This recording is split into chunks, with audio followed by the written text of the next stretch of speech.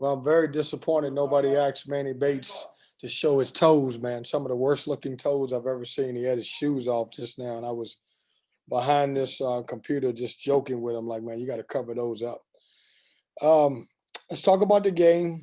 I thought our guys did a tremendous job in the second half. We didn't have the pop offensively. And so when you look at it, if you told me that I can hold every team to in the first half 28 points, I would take it. The difference is we didn't play well offensively in the first half. We got it going in the second half. We did a tremendous job. My team's a little tired right now. It's been a long week. We've traveled mentally and physically, and just obviously with the short amount of guys that we have on our team, I've challenged those guys and I've asked them to. When you look at it at St. Louis, I had 5 guys play over 30 some minutes. And so our guys are just, a little bit tired, but they found their energy. I thought we did a tremendous job. When you look at their 2 leading scorers, we did a great job. Those guys came in averaging 40% of their scoring, and we held them to 14 points together as a group. But excited that we could play the way we did in the second half. Happy we played the way we did in the second half. Excited for Manny Bates. Man, I envy him because I don't have a record like that where, I'm the one of 3 guys to get to 100 that quick. And so I don't even have a record in assist or scoring or anything else. So he's my hero today. Questions? Bridget, go ahead. Hey, Coach, congrats on the win. How at halftime, what was your message to them? It seemed like there was a different energy in the first half and the second half. And how important is it when you just have 9 guys to have that little extra boost of energy, because you can't be going to your bench like you might normally be doing? Well, Bridget, you've known me for 3 years now. The halftime was very entertaining. Um, and I still got strong vocal cords. I'll just say that. We talked about the things we weren't doing. I didn't think we played hard. I didn't think we played hard enough, I should say, because we always play hard.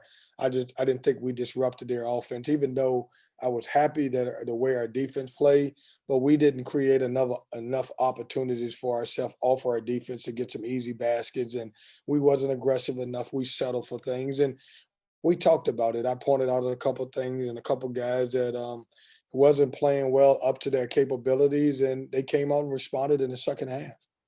Just a quick follow-up to that. What can playing with such a small, amount of guys available, 9 guys, what can that teach a, a team right now, for a season that nobody knows what's going to happen to? Well, for every kid, Bridget, that wants to play 30-some minutes a game right now, it's a great opportunity here at NC State because that's what we have. But we get to – you learn a lesson in every game that you play. And our lesson we didn't have a good second half at St. Louis, and then we didn't play a really good game first half here, but we were able to make adjustments and bounce back. This is so much great experience for these guys, and because of the fact that they are playing so many minutes, and then we're getting some of these guys who normally may not play as much some opportunities to get in the game. And so I think we're learning a lot from those situations, and I'm happy with our guys who are playing. These guys they're playing their butts off for me with a short amount of players to my availability, and I'm excited for them. I'm happy for them. I'm glad that we're playing games. I know people like, man, why are you playing games? Well, these kids want to play, and so as long as they tell me they want to play, then I'm going to play games. Jonas, go ahead. Yeah, Coach, we could hear you using those vocal cords up here in the concourse during a couple of your timeouts. So, yeah, you was definitely getting out there thing a little bit. But my question – I was singing, Jonas. No, I was singing a couple songs. Okay, that's what I thought, too. You mentioned how tough this week has been for your team, obviously just having 9 guys and having to pause. Can you just talk about how tough it was to go to St. Louis and take that loss and to come out to end this week on a high note with the win here before you guys start conference play? Yeah, I mean, when you look around college basketball, it's so weird how people view things. Some people say you should play every game, no matter if your team has COVID or not. And then when you go play the game, some people say, well, why did you play the game? I don't think you can have it both ways. And so in our situation, my kids wanted to play. The guys who were available to play. They wanted the opportunity to play. And I'm glad we went to St. Louis. That's a good basketball team. We're going to learn from that game. When you look, I could easily say, hey, if I had everybody, it could have been a different outcome. We don't know that, but I'm excited that our guys played the way we play. We got great experience for that. If we don't play the St. Louis game, maybe we don't play as well as we did second half this time, because we knew we're learning how to fight. It's still early in the year. We haven't played a lot of basketball. Most teams that come off of a break because of COVID are very flat. You think about, just look at our league in general. If you want to report some, look at our league and realize guys who take so much time off, it's flat. I think the only team that's really looked great after taking so much time off is probably Gonzaga. Everybody else has done, struggled a little bit. Corey Smith. Kevin, I wanted to ask you about Manny Batts' development. Obviously, we've discussed it before, but over these last two games, had the foul trouble today, but still finishes with double digits again. How much does his development as an offensive player make him a little bit more of a focal point, as a member of the offense when you guys get DJ back? Well, Corey, we have worked hard as a staff and Manny as a player to get to this point. We're not fortunate to have right now, McDonald's All-American. So we have to take kids in our program and we promise them that they're going to have an opportunity to get better. We promise them that they're going to have the opportunity to play. When we recruit guys, we give them those opportunities. We say, we will get you better. And as you move along in the years, you'll develop into a really good basketball player. Not that you're not good when you come here. And our guys, Manny's a prime example of what the program is about. He's a guy who didn't play as a freshman because of his surgery, gotten better as a redshirt freshman, showed flashes, was great on the defensive end. And now he's becoming where our guys are looking to throw him the ball offensively. And that's a testament to Manny, how hard he's worked, and my coaching staff for helping develop him. And he said that last year his role really wasn't to be an offensive player. It was more so to be that defender. Has his role changed this year? Is that something that, like you said, is a little bit more a part of his game too? Yeah, I don't want you to write, Corey, that Manny is an offensive player because we want him to get to 200 blocks. But no, we take pride in adding to guys' games. We want a guy to, if you don't shoot it well, we want to work on your shooting. If you're not a really good low post scorer, we want to help you become better in that area. As I say, that's part of who we are, trying to make sure we get our guys better every year. Thanks, Kevin. Thank you. Justin Williams, go ahead. Hey, Coach, congrats on the win this afternoon. After the St. Louis game on Thursday, you expressed one of the things you were frustrated about was the rebounding in that game. You guys were out-rebounded almost 2-1 or a little bit over. And then tonight, you guys out-rebounded Campbell 44-23. And Devin and Manny, told me that it was a point of emphasis for you guys and over these last two games. But what do you think was the main difference this afternoon? What was the team doing better on the boards? Well, we went to the glass and we fought and we fight. My keys were rebound, and my second key was rebound, and my third key was toughness rebound. And we did that, and that's what we had to concentrate on. Give those guys credit.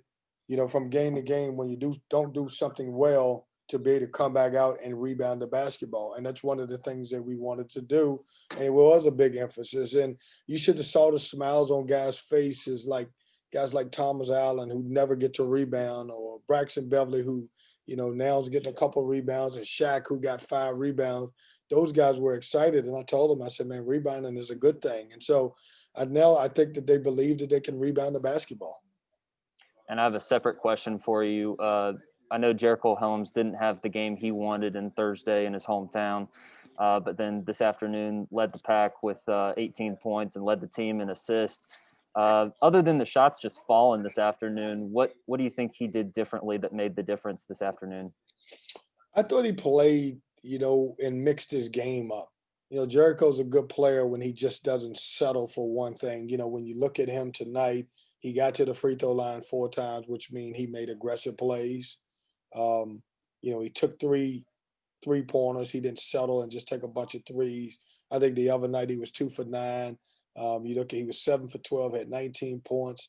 He had 5 assists. And he and I talked after the St. Louis game about what your concentration should be. Concentration to be is come in and do the winning thing, make winning plays. And when you make winning plays, everything else will happen for you. And hopefully he'll see that the way he played tonight. Thank you, Coach. Thank you. Will, go ahead. Hey, Coach, congrats on the win.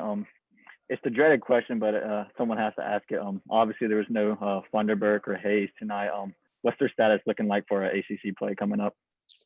Will, I knew someone had to answer it. Ask the question, and I knew it was going to be you. But I don't know. I'll be really honest with you. Once again, this stuff is out of my control, and that's the way it should be. We want to make sure that our guys are safe. They will be cleared when they cleared. I couldn't tell you when they're going to play again, but I will tell you our main focus is the safety and the welfare of our kids, and we're going to always do that. And I'm never going to put them on the floor unless I feel like they're 110% ready to play, and that's going to come from the medical department. All right, we'll take one last question. Thank you. We'll take one last question from Bridget. Got another one for you. Sorry about that, Coach. That's Just all right. being back in PNC for the first game since March. What was it like being in there, no fans, and just kind of, was it like you could hear your own thoughts? Bridget, it was weird.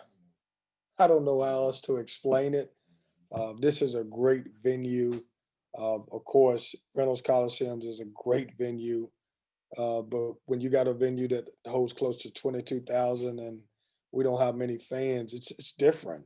It really is. And, one day, hopefully in the near future, as we continue to get vaccines and everybody continues to wash their hands and like you guys are doing, wear your mask, hopeful. And we're hopeful that possibly at the end of the year, before our season's over, maybe we can get more fans at every venue that we play in. But Bridget, I would be lying to you if I didn't tell you it was weird. It's so funny when you walk into the building, there's no traffic, so you don't have to leave early. You can leave and you can come right to the game. When you walk into the game, you're so used to seeing the great people who work here. And, I love those folks because they lay it on the line every night and every day we play a game and don't get credit for them. I don't get to fist pump them because so many people are laid off or furloughed because we don't have fans. And so I feel sorry for them. It's tough on everybody. And, I don't take this thing for granted that we get to play and I get to go to work and I get to coach my team. But man, so many people, are not having the opportunity to work. Look, we're the basketball team and we play in this building, but so many people make this building work for us. And I'm going to pray for them that they're doing well financially. I'm going to pray for them that their families are safe. I feel sorry that they don't have an opportunity to get a chance to work. And so it's weird, Bridget, but it's we're blessed to play games here. All right, thank